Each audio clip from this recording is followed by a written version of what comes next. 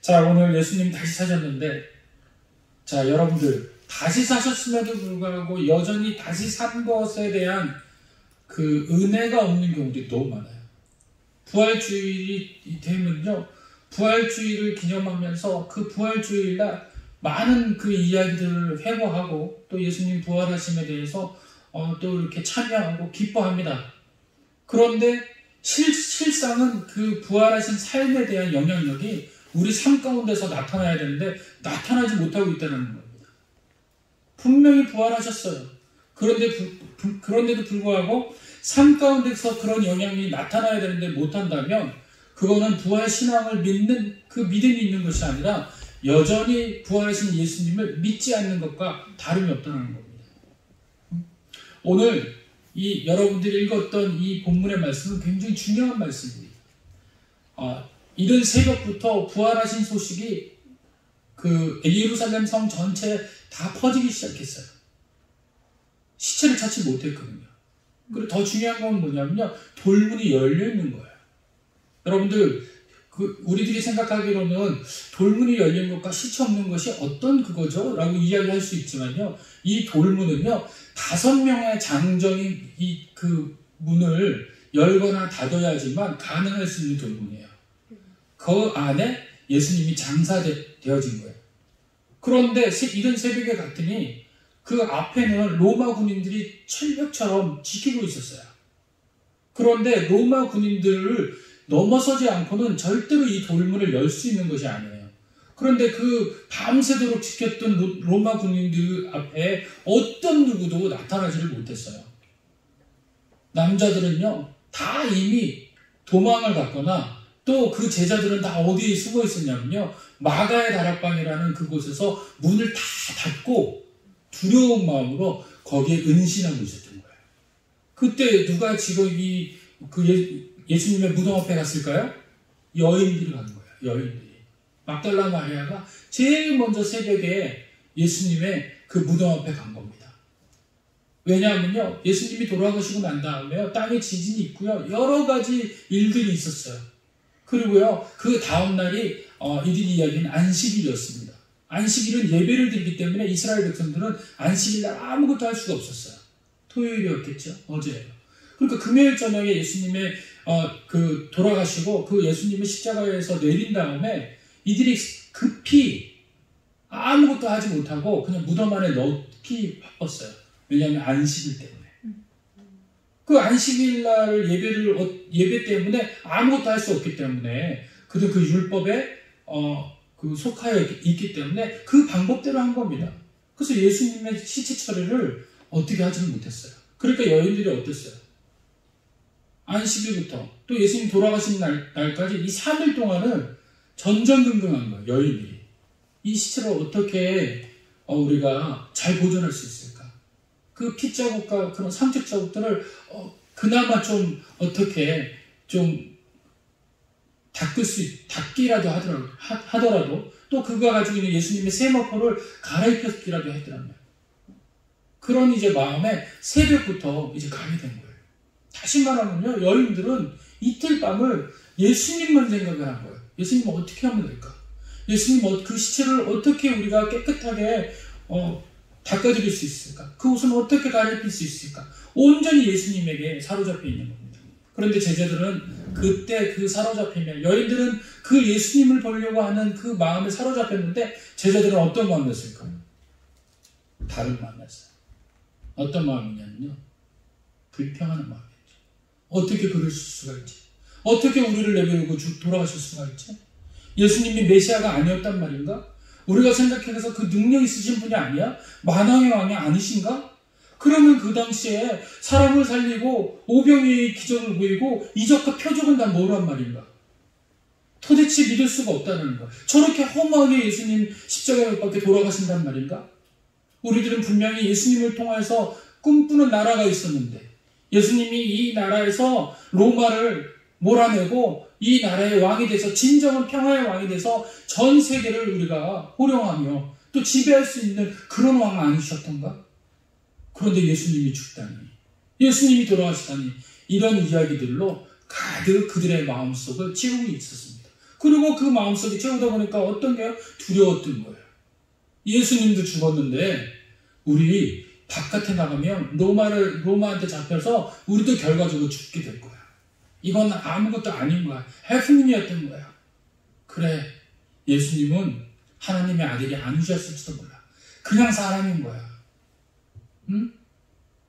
예수님께서 이야기하신 얘기들은 다 잃어버리고 오로지 그들이 가지고 있는 경험과 그들이 가지고 있는 생각으로 그 삶을, 그 시간과 그 상황을 채우고 있었던 거예요.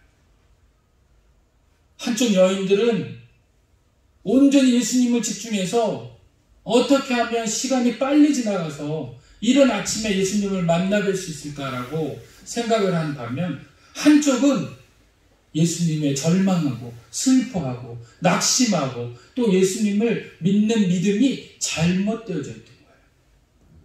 그래서 그들은 숨어있던 겁니다. 이런 새벽에 막달라 마리아가 갔더니 어떤 천사가 이야기해주는 장면이 여러분들의 말씀 요한복음에 나타나 있어요. 여러분들 한번 찾아보세요. 부활사건을 보면요, 요한복음에 그 이야기가 있는데 돌문이 굴러가 있는 거예요. 말도 안 되는 거예요. 5명의 장정, 아니 더 많은 인원이 이 돌문을 열어야지만 열리는 이 돌문이, 그 큰 돌문이 열려져 있고 무덤은 비어 있는 겁니다. 그러니까 막달라 마리아는 놀랐죠. 그리고 슬퍼하고 있는데 어떤 천사가 와서 이야기하는 거예요. 왜 산자를 죽은 자 가운데서 찾고 있느냐. 그런데 그 사람이 더 슬펐고, 또 마리아가 그 이야기를 들었고 천사를 봤는데 두렵고 또 슬픈 거예요. 두렵기도 하고 슬프기도 하고. 아무튼 예수님이 안 계시니까. 그런데 뒤에 누가 계세요? 예수님이 계세요. 그리고 마리아야 라고 부르시는 겁니다. 그랬더니 그의 눈이 밝아져 예수님을 보게 됩니다. 그것이 어느 날이었다고요? 부활절날 새벽이었다라는 겁니다. 아침이었다라는 거예요. 그 아침에 마리아가 그 이야기를 듣고 예수님을 보고 그 기쁜 마음을 어떻게 했을까요? 제자들에게 향해 달려갑니다. 그리고 그 제자들에게 예수님 사셨어요. 문을 두드리고 하는데 이 제자들은 여전히 뭐하고 있어요? 두려워서 문을 닫고 덜덜덜덜 떨고 있는 거예요. 그러고 나서 바깥에서 마리아의 소리를 들으니까 마리아인 거예요. 그리고 문을 열었더니 마리아는 들어오자마자 이야기합니다. 예수님 사셨어요. 베드로, 예수님 사셨다고요. 말씀대로 이루어졌다고요. 어떻게 했을까요? 베드로 믿지 않았어요. 왜 믿지 않았습니까? 그들의 생각 속에 죽음이라는 건 다시 살 수 있는 게 아니에요. 오늘 우리가 예수를 믿는데, 오늘 부활했는데, 부활하셨다라고 소리를 치는데 많은 영혼들이 여전히 예수님을 알지 못해요. 그 부활 사건은 예수님의 부활인 거예요. 그냥 우리 삶과는 무관한 거예요. 왜? 내 눈으로 죽은 사람이 사는 걸 못 봤기 때문에. 예수님은 그럴 수도 있겠다. 그러나 예수님도 내가 보지 못했어. 그렇기 때문에 여전히 예수님을 믿을까 말까 한 그런 상황이 있는 겁니다. 그런 상황이 똑같이 제자들과 같은 마음입니다. 여러분들에게 주어진 말씀 우리 한번 보도록 할게요. 누가복음 24장을 보도록 하겠습니다. 자, 누가복음 24장 9절을 한번 볼게요. 24장 9절. 무덤에 돌아가 이 모든 것을 11사도와 다른 모든 이에게 알리니 이 여자들은 막달라 마리아와 요한나와 야고보와 모친 마리아 또 그들과 함께한 다른 여자들도 이것을 사도들에게 알리니라. 사도들은 그들의 말이 허탄한 듯이 들려 믿지 아니하나 베드로는 일어나 무덤에 달려가서 구부려 들여다보니 세모포만 보이는지라. 그 되는 일을 보고 어떻게 했더라? 놀랍게 여기며 집으로 들어왔다. 놀랍게 여기다라는 뜻은 뭐냐면요, 어떤 일이 일어났네? 이게 무슨 일이지? 이런 의심을 이야기하는 거예요. 주님의 이야기를 생각을 해내서 주님 부활하셨구나라고 하는 그 믿음을 가지고 있는 상황이 아니라 어떤 상황인 거예요? 여전히 의심에 속한 상황, 예수님과 상관없는 상황, 예수님의 말씀이 기억나지 않는 상황, 죽은 사람은 절대 살 수 없어 라는 고정관념이 그를 지배하고 있는 겁니다. 그러고 난 다음에 여러분들이 보았던 13절로 이어지게 되는 거예요. 오늘의 말씀의 주인공은요, 엠마오로 가는 그 제자입니다. 오늘 이 엠마오로 가는 제자들을 통해서 우리들은 몇 가지 이 말씀을 통해서 은혜를 받고 또 교훈을 삼아야 돼요. 첫 번째 어떤 거냐면요. 가는 방향이 틀렸다는 겁니다. 엠마오 제자들이 가는 방향이 어떻게 됐다고요? 틀렸다는 거예요. 자, 엠마오라는 마을의 이름은요. 예루살렘에서 11km 정도 떨어진 서쪽 방향으로 11km 정도 떨어진 그 마을입니다. 거리상으로 하면 엄청 가까운 거예요. 얼마 멀지 않은 곳에 있는 겁니다. 그런데 오늘 이 엠마오로 가는 두 제자는요, 아마도 그 엠마오라는 그 곳에서 살았던 것 같아요. 그래서 예루살렘에서 예수님의 죽으심을 보고 그 삶의 모든 것을 잃어버리고 다시 포기하고 이제 우리 마을로 가자. 이제 예수님이 안 계시니까 더 이상 제자가 아니니까 우리는 우리 마을로 가서 우리가 예전에 했던 것들로 그냥 소일거리 삼고 또 일해서 열심히 일해서 그렇게 사는 것이 맞을 것 같아. 다시 돌아가는 그 상황입니다. 예수님을 믿다가 다시 돌아가는 상황. 그 상황이 바로 이 엠마오 제자들이 가는 상황입니다. 그런데 이 가는 길이 맞다고요? 틀렸다고요? 틀렸다라고 오늘 여러분들에게 오늘 이 말씀은 이야기해 주는 겁니다. 우리 잠깐 그림 하나를 볼 것 같아요. 자, 여러분들 잠깐 보세요. 이게 무슨 그림인 것 같으세요? 이게 엠마오로 가는 길이라는 18세기에 그 그림을 사실주의적 그림을 그린 스위스 작가 로버트 친트라는 사람이 이제 그린 거예요. 가장 유명한 겁니다. 엠마오로 가는 길. 여러분들 어떻게 보이세요? 이 그림이. 가운데 누구가 같으세요? 예수님. 양쪽은요? 두 제자. 지금 예수님이 어떤 쪽을 가리켜서 이야기를 하고 있고 두 제자는 그 이야기에 집중하고 또 그 이야기가 무엇일까라고 이렇게 생각하는 그런 장면입니다. 그런데 주인은 어때요? 예수님과 제자들을 둘러싸고 있는 이 주인, 이 배경, 색깔은 어떻죠? 밝아요? 깜깜해요? 저 가운데 있는 것은 밝고 양 옆은 굉장히 어두워요. 자, 이 엠마오로 가는 길은요, 어두운 길이에요. 잘못된 길입니다. 삶의 잘못된 방향을 지금 보여주고 있는 거예요. 그 삶의 잘못된 방향에서 이들을 구원하시려는 주님의 의도적인 목적이 있는 겁니다. 그 길이 아니라는 겁니다. 왜 엠마오의 길은 아니었을까요? 엠마오로 가는 두 사람의 오늘 이름이 나왔는데요. 한 사람은 글로바라는 사람이었어요. 여기 본문에 나와 있죠. 네. 한 제자는 글로바였더라라고 이야기하는데 다른 제자는 이름이 나타나지 않아요. 그런데요, 요한복음인가 마가복음인가 어딘가에 이 글로바와 다른 사람의 이름이 나와요. 그게 누구냐면요, 글로바의 아내가 마리아였더라, 이렇게 이야기를 해요. 그래서 혹여나 어떤 사람들은 이 두 분이 부부관계였을 것이다. 글로바라는 사람 그 옆에 마리아는 사람이 있으니까 그들이 제자였거든요. 그런데 그렇다라고 하는 그 얘기가 있고, 오늘 이 누가복음은 누가 지은 걸까요? 누가라는 그 사람이셨는데 이 누가는 직업이 의사예요. 그래서 기록을 거진 정확하게 남기려고 하는 사람입니다. 근데 이 사람이 지금 오늘 그 제자 이름이 한 명이 누구라고 써있죠? 글로바라고 쓰고 다른 한 사람의 이름은 잘 모른다라고 작자 미상으로 이름이 모른다라고 미상으로 적은 거예요.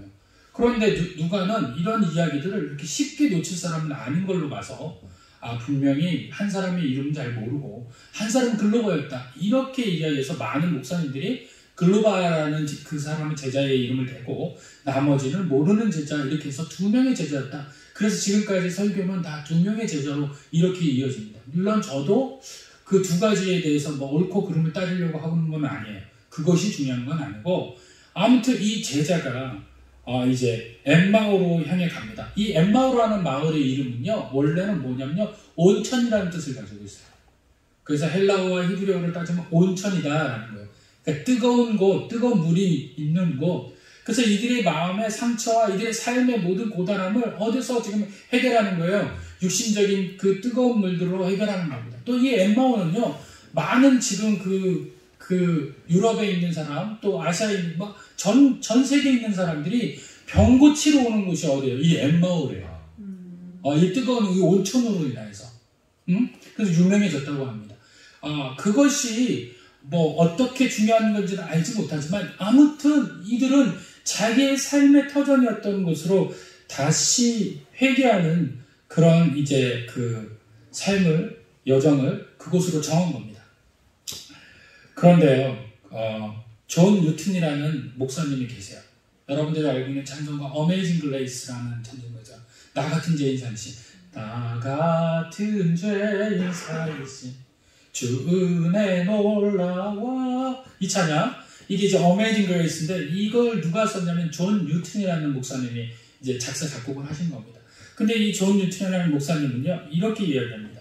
모든 성경이 다 조각조각 찢어지고 없어질지라도 누가복음 24장만 있으면 그것으로 된 것이다.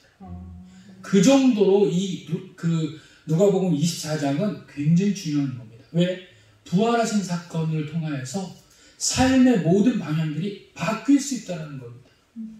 제가 첫 번에 여러분들에게 말씀드렸습니다. 예수님이 살아나신 것은 대단한 사건입니다. 그리고 진실된 사건이고요. 현실적 사건입니다.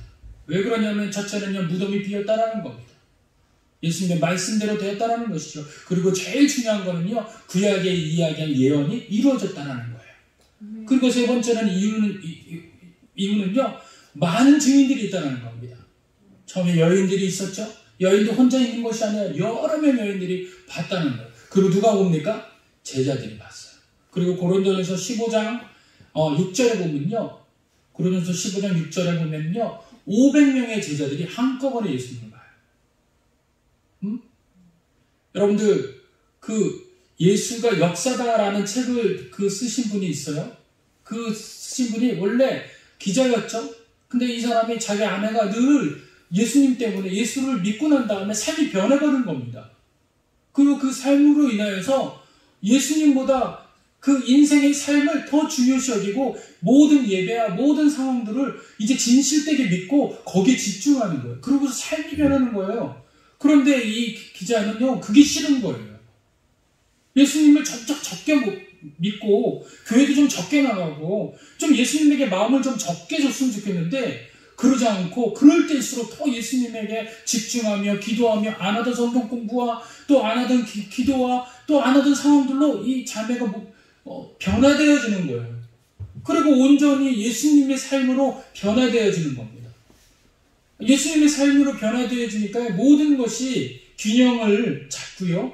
가족관계도 더 좋아지고요. 상황도 더 좋아지는 거예요. 그런데 그것이 감사한 것이 아니라 오히려 이 아내가 예수 믿음으로 인해서 상황은 좋아졌는데 뭔가 자기가 뺏긴 것 같은 느낌이 드는 거예요. 나랑 결혼한 것 같은데 꼭 예수님과 결혼해가지고 삶이 변화되니까 나와야 가지고 있는 생각도 나눌 수도 없고 그런 거예요. 생각을 나눌 수 없는 이유가 왜냐하면요, 벌써 예수화되어 있기 때문에 세상적 생각과 하나님의 생각에 부딪히는 현상이 일어나는 겁니다. 생각이 틀릴 수밖에 없는 거예요. 받아들여서 같이 예수님을 동행하는 삶을 살면은 너무 좋아지는 관계가 되는데 이 사람은 그걸 밀어내기 시작합니다. 그러고서 이 사람이 어떻게 합니까? 예수님의 이야기가 실제 이야기인지를 이 사람이 이제 조사를 해보는 거예요. 그 중에 이 사람이 처음에는 의학적으로 예수님이 십자가 사건에 대해서 정말 십자가를 질 수 있는가? 진짜 십자가 사건은 진실인가? 십자가에서 죽을 수 있을까? 예수님이 죽은 건 가짜일 거라고 얘기를 하는 거예요. 왜냐하면요, 잠깐 죽은 것처럼 기절했는데 사람들이 이제 무덤에 넣은 거죠. 그러고 난 다음에 예수님이 일어나 보니까 문은 닫혔고 열어줘 그래가지고 문이 열렸다. 아마 이 사람이 이렇게 생각을 한 겁니다. 이건 죽은 거 아니라는 거예요. 그런데 실제로 의학적으로 얘기했더니 십자가 사건이 문제가 아닌 거예요. 그 전에 채찍질 맞은 걸로 인해서 이미 이 사람은 죽어야 된다는 거죠. 그리고 십자가를 지었을 때 이 십자가는 살 수 있는 방법이 없어요. 기절할 수 있는 게 없어요. 말이 안 되는 거죠. 이미 십자가 전에 반 이상이 죽었고 십자가 지시면서 완전하게 죽었다는 결론을 의학적으로 도출해내기 시작합니다. 모든 의사들을 만나서 그 의사들이 이야기하는 거예요. 그래서 그 의사들이 처음에 자기도 예수를 믿지 않고 또 예수를 믿지 않는 의사도 그 이야기를 사실적으로 이 사람이 전달하는 겁니다. 그럴 때 이 사람이 의학적인 부분들이 해결이 돼요. 죽음이 해결이 되고요. 해결이 됩니다. 근데 이제 부활이 안 되는 거예요. 아니 죽음까지는 다 되죠. 부활이 안 돼요. 그런데 이 부활 사건을 실제적으로 모든 서적을 뒤져봤더니 이 사람들만 증거하는 게 아니라 로마의 병정도 증거해서 그 다음에 하다못해 예수님은 십자가에 못 박혔던 누구였죠? 심판했던 판결했던 본디오 빌라도도 마찬가지로 짧은 편지를 통해서 예수에 대해서 적고 있더라는 거예요. 그걸 다 발견해냈는데 무엇이 문제가 됐을까요? 왜 예수님은 부활하셨다는 것이 진실일까요? 그거는 바로 증인들 때문에 그래요. 본 사람이 너무 많다는 거예요. 많은 사람의 입을 한꺼번에 막을 수 없다는 겁니다. 그러면 이건 사실이라는 거예요. 오늘 바로 그 사실 중에 한 사람이 바로 이 두 제자입니다. 이 두 제자는요, 상실감과 또 그 자기들이 가지고 있었던 자기가 소망을 줬고 희망을 줬던 모든 것들에 대해서 예수님을 통해서 보상받을 거라는 것이 상실돼 버린 거예요. 그러니까 이 사람들은 거기에 대해서 허무하게 되고요. 또 이 사람들은 그거에 대해서 마음이 나빠지게 되는 겁니다. 그리고 그들은 슬피 울고 또 삶에 대한 모든 기대를 포기하고 말았던 것이죠. 정작 가야 할 곳을 잃어버린 겁니다. 예수님께서는 돌아가시기 전에 이들에게 수없이 얘기합니다. 뭐라고 얘기하시냐면요. 갈릴리로 가라. 그러면 내가 함께하리라. 라는 이야기도 했고요. 또 이 이야기를 통해서 예루살렘에 부활하신 예수님에 대해서 몇 번이라고 이야기했습니다. 여러분 오늘 본문에서 보면요. 이들이 모르는 게 아니에요. 다 알고 있었어요. 여자들이 그렇게 얘기해서 베드로도 갔다 왔고 또 제자들의 몇 명도 갔다 왔는 소식을 들었다. 그런데 여전히 자기들은 뭐예요? 예수님을 믿지 않았다. 믿지 않았다는 거예요. 그 이유는 뭐예요? 예수님을 눈으로 보지 않았고 만지지 않았고 경험치 않았기 때문에 예수님이 없다라고 생각하고 여전히 돌아가셨다라고 생각한 게 멈춰 있는 겁니다. 그런데 오늘 예수님께서 그들에게 살짝 가게 되는 겁니다. 여러분들 이런 절망적이고 슬프고 이런 모든 방법에서 무너져 내린 상황이 뭔지 아세요? 여러분들? 히브리서 13장 11절에는 이 이야기를 이렇게 이야기를 합니다. 히브리서 13장 13절에는요. 이런 말씀이 있어요. 그런즉 우리는 그 능력을 주고 영문 밖으로 그에게 나아가자라고 되어 있습니다. 바울은 이 본문을 통해서 또 이 부활하신 사건을 통해서 이제 부활의 의미를 해석해내기 시작했어요. 놀라운 해석이었습니다. 어떤 거예요? 영문 밖으로 나아가는 삶이어야 된다라는 겁니다. 여러분들 예루살렘 안을 뭐라고 얘기해요?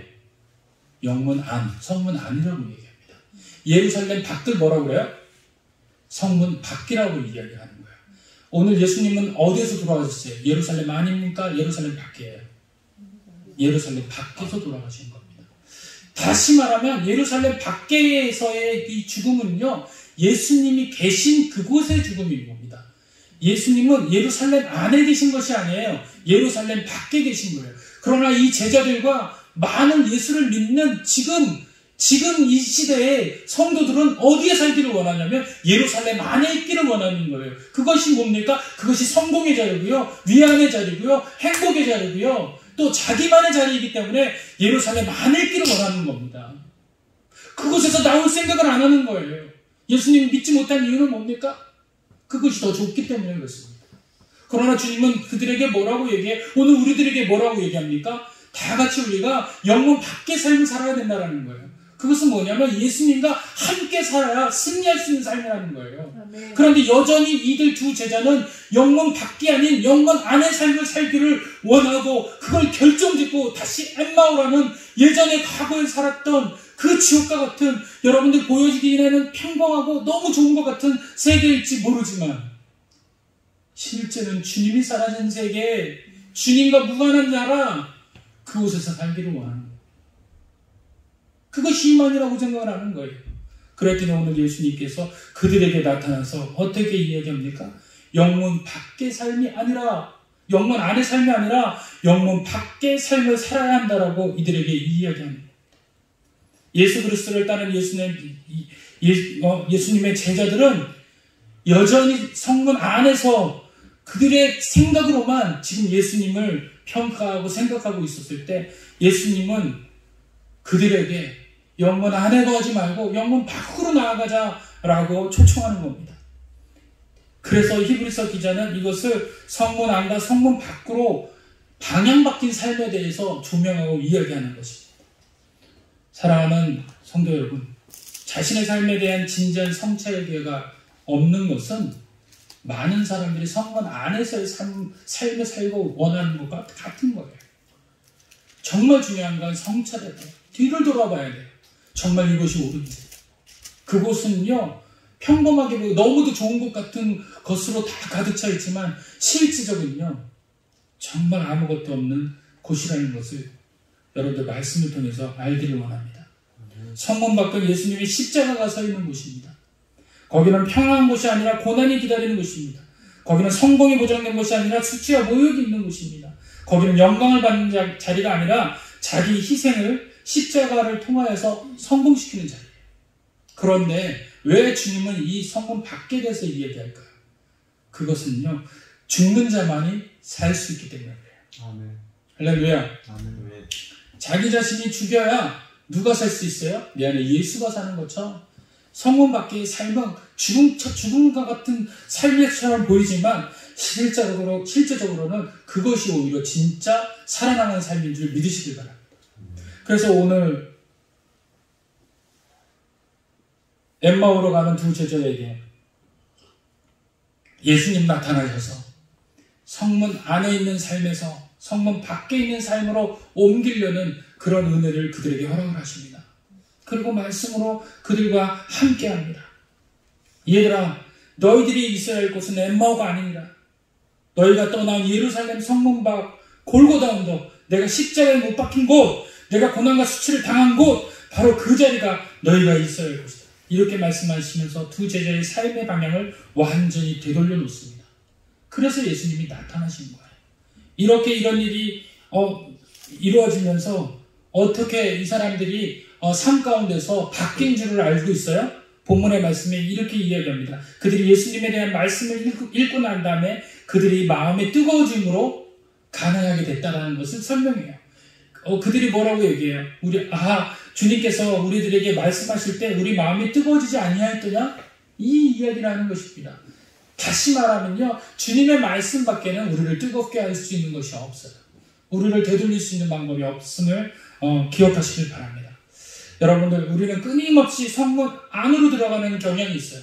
자꾸 우리는 편한 것과 정말 우리가 생각지도 않는 것들, 예수님은 절대 죽지 않았어, 절대 부활할 수 없어, 온전히 그 죽음 안에만 갇혀 있어야 되는 생각들이 우리들의 생각이에요.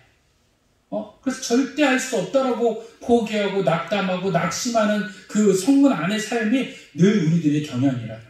우리는 늘 돌아가려고 합니다. 우리의 꿈과 성공과 출세를 보장해 주는 자리, 그 자리가 우리가 있어야 할 자리라고 생각하는 게 바로 이 성문 안의 삶이라는 겁니다. 그러나 오늘 우리 주님, 나와 함께 고난을 받자, 십자가를 지고 나와 함께 수치를 당하자, 우리를 붙잡으시고 우리와 함께 십자가의 자리로 나가려고 하십니다.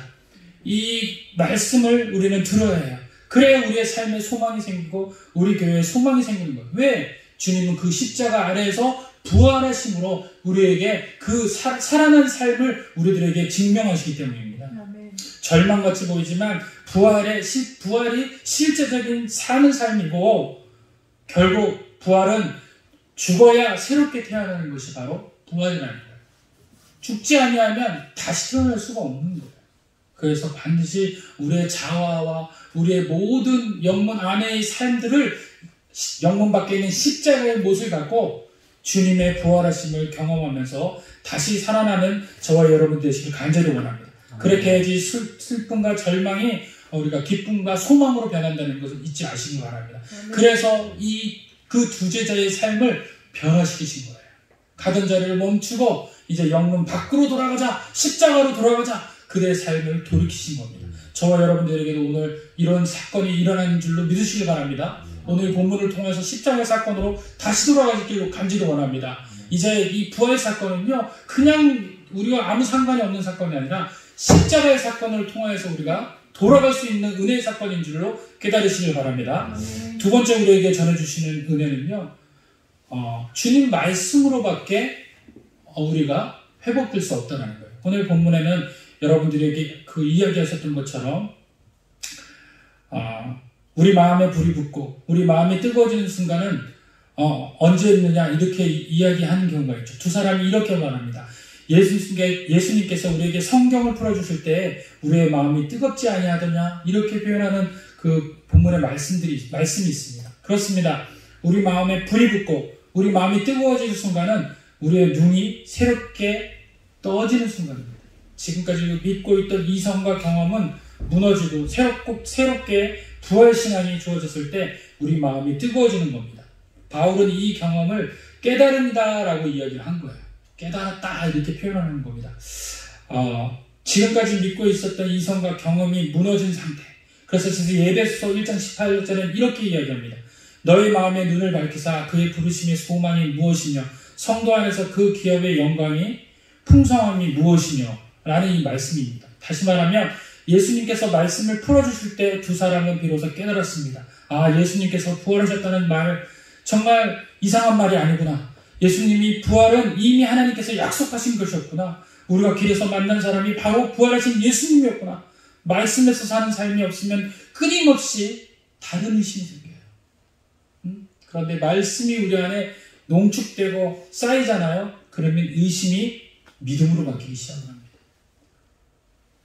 예수님이 말씀하셨을 때, 예수님이 풀어주셨을 때 비로소 이 두 제자는 눈이 밝아졌던 것처럼 오늘 우리에게도 이 성경 말씀이 육신이 말씀이 되어 우리 가운데 거하신 이 본문의 말씀이 우리의 눈을 뜨게 하실 줄 믿으시길 바랍니다. 말씀으로 무장하고 주님께 얼굴을 향하면 우리의 의심이 믿음으로 바뀝니다. 우리 믿음은 말씀 충만한 삶을 통해서만 성장하게 돼 있어요. 그리고 견고하게 돼 있어요. 견고해지게 돼 있습니다.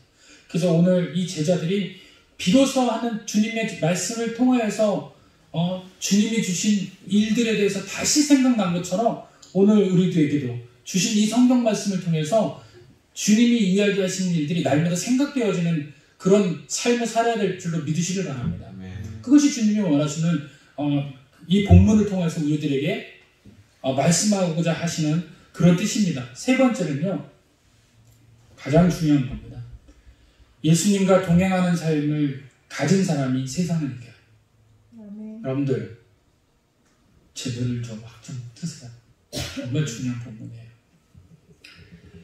예수님과 동행하는 삶을 경험하셔야 돼요. 안 그러면요, 여전히 이 부활 사건을 믿지 못해요. 왜 이 제자들은 예수님이 동행한다는 걸 믿지 못했을까요? 지금 옆에 예수님이 계신 것도 이 사람들은 처음에 알았어요, 몰랐어요? 몰랐어요. 길을 걷다가 슥 누군가 나타났는데 거기서도 의심을 할 거 아니에요. 이분이 어디서 왔지?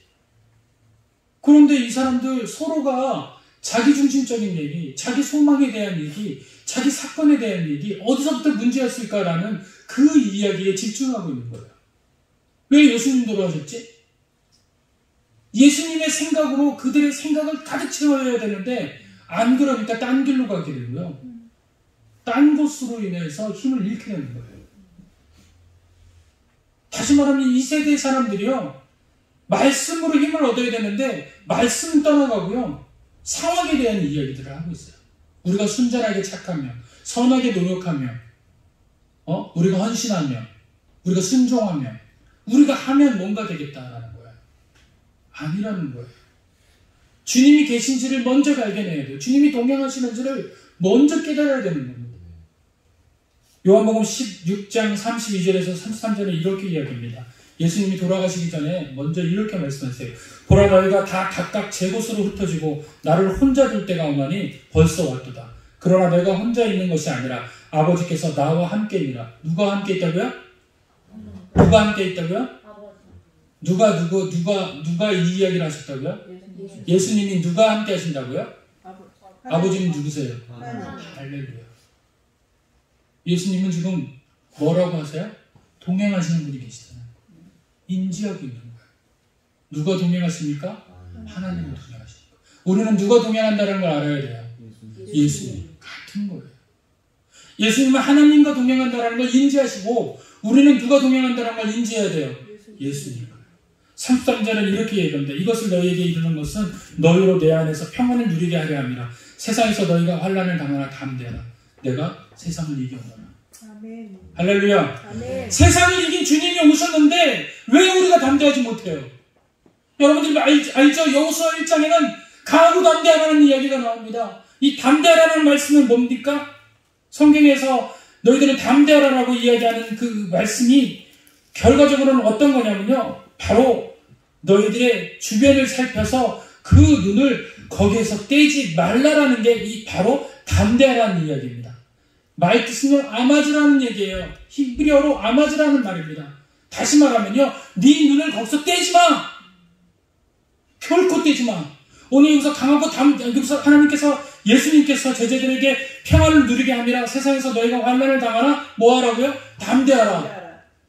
이거는요, 스스로 내 마음이 담대한 마음을 가지라 이 얘기를 하는 게 아니에요. 뭐예요? 나에게서 눈을 떼지 마. 너의 시선을 나에게서 다른 곳으로 하지 마. 제자들에게 이미 돌아가시기 전에 이야기한 거예요. 다시 말하면 뭡니까? 이것이 바로 부활신앙이며 동행신앙이라는 거예요. 담대하라, 눈을 떼지 않는 신앙이 바로 부활신앙이며 동행하는 신앙이라는 거예요. 우리에게 부활이라는 사건이 있는데도 불구하고 여전히 부활 없는 사람처럼 생각합니까? 주님에게 눈을 떼었기 때문에 그래요. 더 이상 주님에게 향하지 않기 때문에 그럽니다. 세상에 향해 있기 때문에 그래요.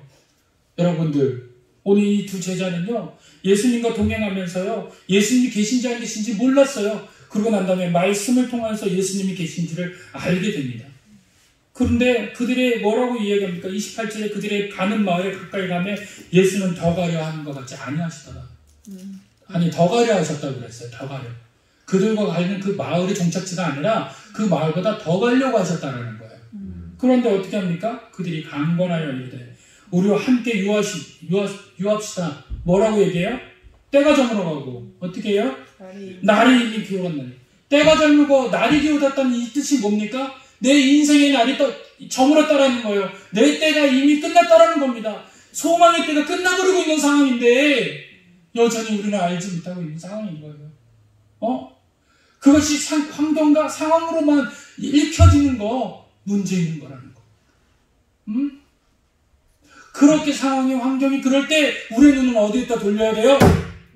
예수님에게 돌려야 돼요. 예수님에게 돌려야 돼요. 아멘. 그게 담대하는 거. 아멘. 그랬더니 그들이 예수님에게 돌렸더니 그들과 함께 유하러 돌렸잖아요. 그랬더니 그들과 함께 음식 잡수실 때 뭘로 알게 돼요? 떡을 축사하시고. 축사 아무데나 하는 게 아니에요. 왜 축사하셨을까요? 왜? 예수님이 마지막 잡히시던 날 그들이 만찬을 했을 때 그들에게 했던 게 뭐예요? 떡을 떼어주시고 받아 먹으라고. 이들이 그 자리에서 이걸 받아 먹으니 어때요? 그때서야 예수님이었구나.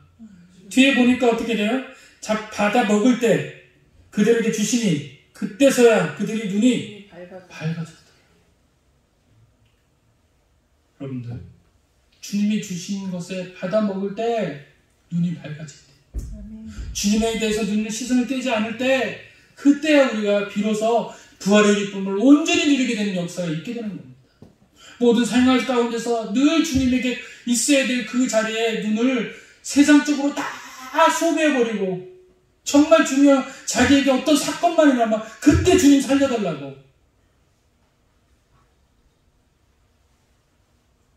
부활신앙을 깨닫지 못하고 부활의 의미조차 알지 못하여서 갖는 그 마음은 결코 부활의 믿음을 갖는 사람이 아닌 거예요. 언제나 주님에게 눈이 돌려져 있는 상태, 담대해지는 상태여야 결과적으로 부활의 기쁨을 누릴 수 있게 된다는 겁니다.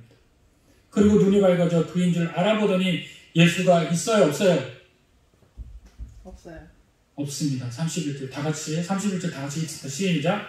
그들의 눈이 밝아져 보인 줄 알아보니 예수는 그들에게 보이지 아니하시는지라. 할렐루야. 아멘. 무슨 뜻일까요? 무슨 뜻일까요? 왜 예수님은 계속 보였다가 그들이 눈이 밝아지니까 왜 예수님은 안 보였을까요? 여러분들 잘 보세요. 되게 중요한 거예요. 안 보인 게 아니에요. 안 보인 게 아니에요. 주님이 스스로 그들에게 여전히 너희는 보이는 눈을 가져 있음에도 불구하고 너희가 나에게 눈을 떼서 안 보이게 된 상태를 늘 생활 속에서 경험하고 있는 거예요. 나는 여전히 네 옆에 있잖아. 이들이 움직일 때부터 주님은 계속 곁에 계신 거예요. 자기들이 몰랐던 거예요. 왜? 세상 눈으로, 세상 눈은 바라보는 것으로 모든 것이 가려져 있기 때문에. 그러나 정상적으로 돌아올 때 뭐가 보여요? 주님이 보이는 거예요. 그리고 왜 주님이 지금 안 보여요? 이제 믿음으로 자리 잡았거든요. 더 이상 보일 필요가 없는 거예요. 그 안에 계신 거예요. 그리고 그들이 어떻게 됩니까? 그들이 서로 말하게 길에서 우리에게 말씀하시고 성경 풀어주실 때 우리의 마음에 뜨겁지 않느냐. 이제 말씀이 생각나고 뜨거워집니다. 곧 그때로 어떻게 해요? 일어나 예루살렘에 돌아가 보니 어떻게 돼요? 여러분들 엠마오로 가던 그 길은 죽음의 길, 절망의 길, 소망 없는 거, 슬픔의 길이었는데 그 길에서 어떻게 터내서 새벽의 길을 달려서 그들이 가던 길은 무겁고 발걸음이 어려웠던 길이고 하루 왼종일 걸리는 길이었는데 여기에는 그 갔던 길들을 다 축소하고 어떤 길이에요? 돌아가 보니로 아주 간단한 길로 되어버렸습니다. 그리고 뭐라고 합니까? 한자리에 모여 말하기를 주께서 과연 살아나시고 시몬에게 보시다. 자, 분명히 누구에게 보인 거예요? 엠마오 제자들에게 보였는데 누구에게 또 보였다라고 얘기해요? 시몬에게 또 보이고 11명에게 또 보였다는 거예요. 그러면 주님은 우리와 동행 걸어가셨는데 그 사이에 어떻게 그거를 하셨을까? 그 뒤에 결론이 나요. 두 사람들 귀에서 된 일과 예수께서 떡을 떼심으로 자기들에게 알리신 것을 말하고. 자, 36절 다 같이 읽어봅니다. 크게 시작. 이 말을 할 때 예수께서 친히 그를 가운데서 이르시되 너희에게 평강이 있을지어다 하시니. 아멘. 할렐루야. 아멘. 오늘 예수님은 다시 그 두 제자와 돌아오는 겁니다. 두 제자가 그 새벽을 잃어서 그 두 제자만이 울지 않고 주님이 함께 동행하며 왔다라는 거예요. 할렐루야. 그렇다면 보이지 않는 그 주님이 우리 가운데 거하셔서 함께 동행하셨던 그 순간부터 부활의 역사를 이루어지는 지금 2000년이 지난 이 순간까지 여러분들에게 지금 옆에 누가 계신 거예요? 예수님. 할렐루야. 보이지 않지만 함께 계신 거예요. 오늘 주님은 그 얘기를 하고 계신 거예요. 그게 부활신앙이라는 거예요. 응? 내가 어떻게 본고로 믿느냐? 생산된 걸로는 너희의 지식으로, 너희가 아는 수준으로 너희의 지혜를 아무리 따져보라. 그래. 너희가 그렇게 똑똑하면 태양계에 있는 것도 네가 해결해봐. 그거 한번 풀어봐. 풀어요, 못 풀어요? 못 풀어요. 죽음의 과정도 못 풀어요. 사람이 어떻게 태어나고 어떻게 죽고 그 죽음이 어디로 가는지도 몰라요. 우리가 있는 이 순간에 밖에 있는 어떻게 돌아가는지조차도 몰라요. 근데 그것으로 주님이 살았다 죽었다 부활하셨다 이거를 해석해내려고 해요. 어떤 게 더 빨라요? 믿는 게 빠릅니까? 그걸 해석해내는 게 빠릅니까? 믿는 게 빠르다는 거예요. 왜? 그걸 진리입니다. 부활신앙은요 그렇습니다. 여전히 주님이 내 곁에 계신 걸 믿는 신앙이 부활신앙인 거예요. 그 믿는 신앙으로 시작하면 어떤 일이 벌어집니까? 여러분들의 절망적인 순간에 희망으로 바뀌는 그 시간이 뭐예요? 바로 부활이에요. 내가 주저앉아 있었을 때 내 마음에 하나님의 마음 주셔서 나 이러면 안 돼, 일어서야지 하는 게 부활신앙이에요. 죽은 신앙이 아니라 산 신앙이라는 거예요. 많은 사람들이요, 믿지 않는 사람들이 이 부활신앙이 없으니까 이것이 끝난 것 같아서 자살도 택하고 생명의 소중함을 버리기까지 해요. 부활신앙이 없기 때문에 그렇습니다. 그러나 성도에게는요, 예수님이 늘 저와 동행하고 있는 거. 누구처럼요? 엠마오의 두 제자들처럼. 그 제자들이 거기에 당도했을 때 그러고 난 다음에 예수님이 들어오시잖아요. 결과적으로 엠마오의 형제들이 다시 돌아왔을 때 엠마오의 형제들만 그렇게 경험했을까요? 거기에 있는 모든 제자들이 똑같은 경험을 했고 나도 만났는데 그분이 여기 계시. 그 이야기를 오늘 본문에서 여러분들이 증거하고 있습니다. 이 증거는 누구를 위해서 이야기하는 걸까요? 바로 예배드리는 저와 여러분을 위해서 증거하는 줄 믿으시기 바랍니다. 오늘 저와 여러분에게 증거하십니다. 내가 너와 함께합니다. 담대하라라고 이야기합니다. 이제 오늘 이 말씀을 받은 여러분 돌아가시면서 주님에게 눈을 향하십시오. 눈을 떼지 마십시오. 그것이 바로 담대한 겁니다. 이제 이 부활 신앙을 가지고 나의 모든 절망적인 삶을 주님의 삶으로 변화시키십시오. 그래서 모든 과정 가운데서 승리하시길 바랍니다. 오늘 이 말씀을 통하여서 부활하신 주님을 확실히 주목하고 붙들고 그리고 이 교회 문 밖을 나갔을 때는 세상에서 주님 부활하셨습니다 외치며 승리의 이야기들을 서로 나누며 돌아가시는 귀한 성도님 되시길 간절히 축원드립니다. 기도하겠습니다. 하나님 감사합니다. 우리에게 주신 은혜를 통하여서